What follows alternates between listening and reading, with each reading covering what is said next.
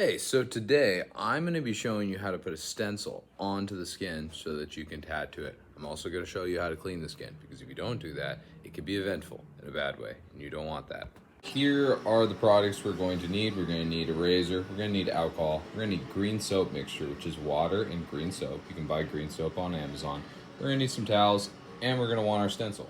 First, let's go ahead and cut out our stencil. We got our scissors, right? We got our stencil. Let's go on and cut a rough shape of it to start.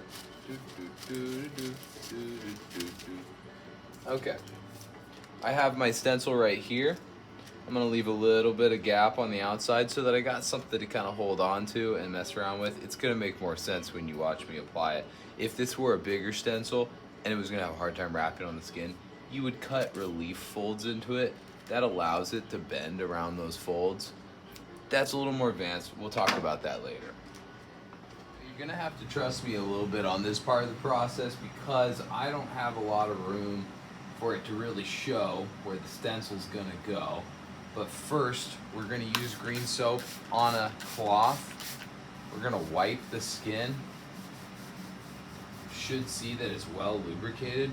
We're gonna take our razor that just came out of the package. Do not reuse razors for any reason. We're gonna go back and forth like that. Making sure not to cut the skin. If it seems like the skin's getting dry, go ahead and wipe it some more with the green soap. Get all of that hair out of the way. Hair carries bacteria. It also will get into the needles of your tattoo setup. It'll make it hard for you to tattoo. It'll be awful, right? So we're gonna make it as smooth as a baby. Okay, we got the skin nice and green soaped, lubricated. It's been shaved. Now we're gonna dry the skin with the towel. And we're gonna take more than 80% alcohol, more than 80% pure alcohol. We're just gonna spray the skin, just lightly, let it dry. That makes sure that the skin is clean and it makes sure that it's dry, which is gonna be easier to place a stencil on. Okay, I lied earlier about those being the only things you need. You do need a stencil transfer. This is specifically designed for transferring stencils. There are other ways to do this, but go ahead and get yourself stencil stuff. It's a fine product. It'll do the job.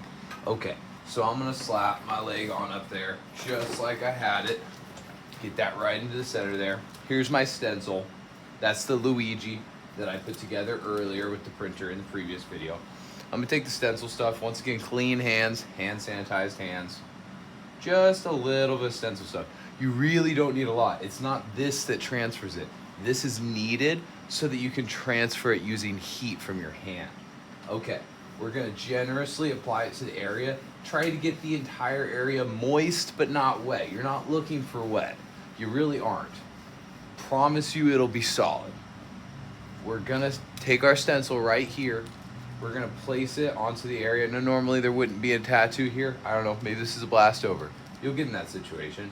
You're gonna place the stencil as best as you can with the center of it where it needs to be, and then try to unfurl it slowly into the places you want, checking to make sure that everything's going where you want it to. Get it tight up against the skin. Tight up against the skin. Use the heat of your palm and the pressure of your hand to apply it. Give it time, give it time. If you didn't put too much ointment on, you can do a lot of pressure. You can do a lot of heat and it will get it better. It will get it correct. You won't get these puffy, fuzzy lines. I might actually do a version where I put it on with too much stencil just so you can see that. But what I'm doing right now is just pressing this on with the heat in my hands, and I'm watching the stencil and making sure that everything that I'm seeing is purple. And mind you, I took the stencil, as you can see, the darkest part of the stencil where the carbon actually is, I applied that towards the skin. That's the only way it works. Okay, now I'm gonna peel this stencil back, and what should be is a Luigi. Now, once again, like I said, there's not a lot of room on my body, so I'm putting a stencil over another tattoo. You can clearly see that the stencil's on there. Actually looks pretty cool. Kind of wonder if I should just have a Luigi on top of this, but we're not gonna go that far just now. That's pretty. As you can see, the stencil I used only a small amount of the carbon has been taken off and like reshaped because I did it with so little of the stencil stuff and used the heat from my hand. I actually have a stencil that can be reused again. Now, I wouldn't go ahead and reuse your stencil 7, 8, 9 times, and you especially never reuse a stencil between people. It's just not good health.